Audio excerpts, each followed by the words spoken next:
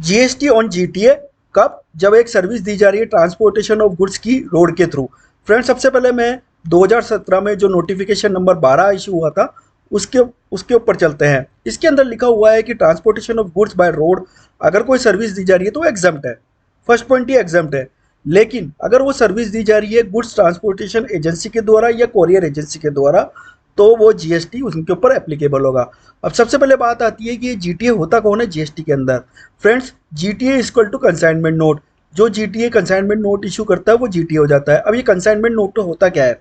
Consignment note basically logistic chain में एक ऐसा डॉक्यूमेंट है जो ट्रांसपेरेंसी, अकाउंटेबिलिटी और स्मूथ ऑपरेशन डिटरमाइन करता है कहाँ से, पॉइंट ऑफ ओरिजिन से डेस्टिनेशन तक। फ्रेंड्स, अब ये कंसाइनमेंट नोट में क्या इन्फॉर्मेशन होती है? बेसिकली इसमें शिपर का नाम होता है, इसमें जहाँ जिस जो रेसिपिएंट है उसका नाम होता है, description of good, transportation of details, instructions, payment terms, signature वगैरह होता है कि गुड्स का मूवमेंट हो रहा है। अगर गुड्स डैमेज हो गए, टाइम पे नहीं पहुंचे तो किसको अकाउंटेबिलिटी की जाए, गुड्स कहाँ पर है। तो इसमें क्या होता है कि जो जीटी होता है वो व्हीकल नंबर वगैरह मेंशन करता है। साथ ही साथ कई बार जो होता है उनको ई वे बिल भी बनाना होता है। तो फ्रेंड्स, अभी हम समझ गए कि जीटी और कोरियर एजेंसी को ही जीएसटी एप्लीकेबल है किस केस में? जब ट्रांसपोर्टेशन ऑफ सर्विस दी जा रही है बाय रोड के थ्रू। कंसाइनमेंट नोट अगर इश्यू करता है तो वही जीटीए कहलाता है। फ्रेंड्स, अब देखते हैं इसकी taxability of GTA services. Recent change हुए हैं जिसमें जीटीए के पास में अब कुछ ऑप्शन आ गए हैं। ऑप्शन क्या है कि अगर उसको फॉरवर्ड चार्ज, मतलब उसको खुद ही जीएसटी पे करना है, अपने रेसिपिएंट से जीएसटी पे नहीं करवाना है, तो उसे फॉरवर्ड चार्ज कहते हैं। यहाँ पर उसके पास में दो ऑप्शन है। एक कि वो 5% जीएसटी एप्लीकेबल कराएगा लेकिन वो कोई भी आईटीसी नहीं लेगा, रेसिपिएंट से 5% जीएसटी लेगा। या वो 12% जीएसटी रेसिपिएंट से चार्ज करेगा लेकिन उसको आईटीसी का बेनिफिट मिलेगा। फ्रेंड्स, इस केस में जो जीएसटी है वो हमेशा जीटीए पे करेगा। लेकिन अगर वो बोलता है कि मैंने फॉरवर्ड चार्ज नहीं करना है और रेसिपिएंट इसका जीएसटी पे करे तो रेसिपिएंट जो है 5% रिवर्स चार्ज के मैकेनिज्म में जो है जीएसटी पे करेगा। फ्रेंड्स, लेकिन ध्यान रखिए, वर्ष के अंत में एक मतलब वर्ष स्टार्ट हो रहा है तो उस वर्ष में उसको एक डिक्लेरेशन देनी होगी क्या वो फॉरवर्ड चार्ज ऑप्ट कर रहा है।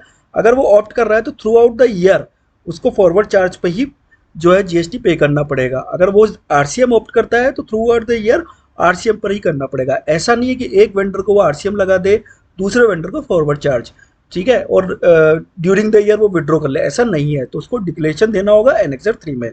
अब फ्रेंड्स, एक चीज आती है एंट्री नंबर 21A।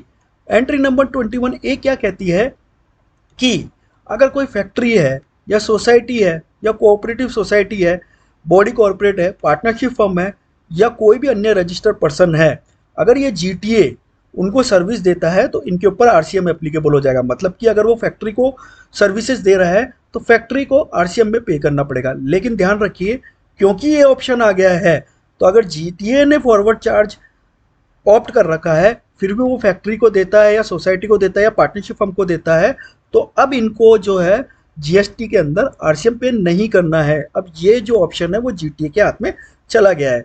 इसी से रिलेटेड अब क्वेश्चन आंसर्स देखते हैं। फ्रेंड्स, एक जीटीए जिसने आरसीएम ऑप्ट कर लिया, अब राहुल है, एक वर्किंग प्रोफेशनल है, वो क्या कर रहा है कि मुंबई से राजस्थान रीलोकेट हो रहा है। उसने जो एबीसी मूवर है जिसने आरसीएम ऑप्ट कर रखा है उसको ट्रांसपोर्टेशन का वो दिया, कॉन्ट्रैक्ट दिया। अब इस केस में क्या राहुल को आरसीएम में पे करना पड़ेगा? ध्यान रखिए, अगर जीटीए अनरजिस्टर्ड पर्सन को ऐसी सर्विसेज दे रहा है तो अनरजिस्टर्ड पर्सन को कभी भी आरसीएम एप्लीकेबल नहीं होगा। इस केस में जीटीए ही फॉरवर्ड चार्ज में अपना पेमेंट करेगा। अब फ्रेंड्स, एक सिंगल ट्रक ओनर ऑपरेटर है जो क्या करता है कि अपने ट्रक को मोस्टली बिटवीन द स्टेट्स जो ट्रक रनिंग करता है, गुड्स बुक करता है और फिर वो एजेंट के थ्रू और उसका जो है ट्रक रनिंग करता है। इसमें क्या हुआ कि उसकी जो एग्रीगेट वैल्यू है सर्विसेज की वो 20 लाख रुपीस से ज़्यादा चली गई। अब क्या इसको जीएसटी रजिस्ट्रेशन लेना है? फ्रेंड्स, ध्यान रखिए सबसे पहले तो कि एक स्टेट से दूसरे स्टेट में अगर आप सर्विसेज दे रहे हैं तो मैंडेटरी रजिस्ट्रेशन एप्लीकेबल आपके ऊपर नहीं होगा, ठीक है। अब क्या है कि ध्यान रखिए, ट्रक ओनर है सिंगल का तो ये कभी भी कंसाइनमेंट नोट इश्यू नहीं करेगा, तो ये जीटी आया ही नहीं। अब हम नोटिफिकेशन नंबर 12 में क्या पढ़ा था कि अगर कोई ऐसी सर्विसेज दे रहा है बाय रोड तो अगर वो जीटीए नहीं है या कोरियर सर्विस नहीं है तो उसको एग्जम्प्ट है तो इसको कोई भी जीएसटी रजिस्ट्रेशन लेने की रिक्वायरमेंट नहीं है। फिर से बात करते हैं कि सिंगल ट्रक ओनर हूँ अब मैं क्या करता हूँ कि जो मेजर प्लेयर है उनको अपना ट्रक रेंट पे दे देता हूँ। रेंट पे दे देता हूँ तो जो जीटीए पर्सन है वो उस ट्रक को जीटीए सर्विसेज प्रोवाइड करा रहे हैं। अब जब मैं रेंट पे देता हूँ तो मेरे को उन मेजर प्लेयर से रेंट रिसीट होता है मंथली बेसिस पे। तो अब इसमें क्या जीएसटी एप्लीकेबल होगा फ्रेंड्स? यहाँ पर आपको नोटिफिकेशन नंबर जो 22 है उसके एंट्री नंबर 22 है, नोटिफिकेशन नंबर 12 की वो स्पेसिफिकली बोलता है कि अगर कोई भी हायर वे मतलब जो अगर आप ट्रक हायर पे दे रहे हैं, लीज पे दे रहे हैं, तो उसमें जीएसटी एप्लीकेबल नहीं होगा। फ्रेंड्स इसी तरीके से अब यहाँ पर आ जाते हैं कि एक सिंगल ट्रक सप्लायर या ब्रोकर है। मतलब कि क्या करता है कि मैं एक ब्रोकर हूँ। मैं क्या करता हूँ कि जो ट्रक के लिए ऑर्डर्स लेके आता हूँ, ओनर्स को कांटेक्ट करता हूँ, फिर उनसे रेट ऑफ ट्रांसपोर्टेशन डिटरमाइन करता हूँ और उसमें मैं कमीशन लेता हूँ। फ्रेंड्स यहाँ पर मेरे कमीशन की जो वैल्यू है थ्रेशोल्ड लिमिट से अगर ऊपर चली गई है तो ध्यान रखिए इस केस में जो कमीशन ब्रोकर है उसको जीएसटी एप्लीकेबल हो जाएगा। फ्रेंड्स अब एक बात आती है कि एज ए ट्रांसपोर्टर मैं जीएसटी एप्लीकेबल हो गया, जीएसटी में रजिस्टर्ड हो गया, तो क्या मुझे कोई बुक्स ऑफ अकाउंट्स रखने की जरूरत है? जी हाँ, सेक्शन 35(2) और रूल 56 बोलता है कि आपको कंसाइनर, कंसाइनी और रेलेवेंट डिटेल्स रखनी होगी। इसी के साथ साथ आपने जो गुड्स को ट्रांसपोर्टेड किया है, डिलीवर किया है, गुड्स स्टोर्ड है इन ट्रांजिट, ये सारी डिटेल्स भी आपको रखनी होंगी।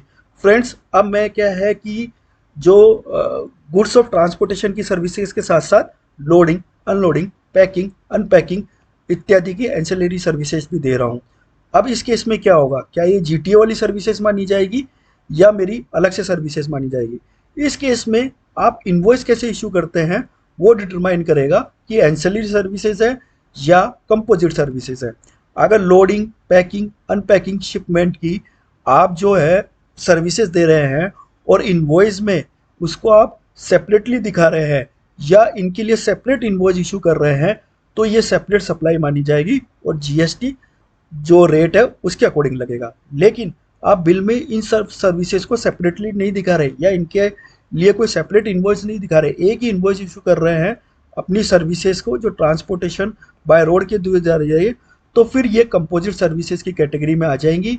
प्रिंसिपल सर्विस जो है वो मेरी ट्रांसपोर्टेशन ऑफ गुड्स है बाय रोड, तो उसके बेसिस पर जो है जीएसटी रेट लगेगा। फ्रेंड्स ये एक पार्ट 1 था जीएसटी ऑन जीटीए पे, इसी का कंटिन्यूएशन में पार्ट 2 आएगा। वीडियो अगर अच्छा लगा हो लाइक, शेयर एंड सब्सक्राइब करें। टिल देन जय हिंद, जय भारत, धन्यवाद।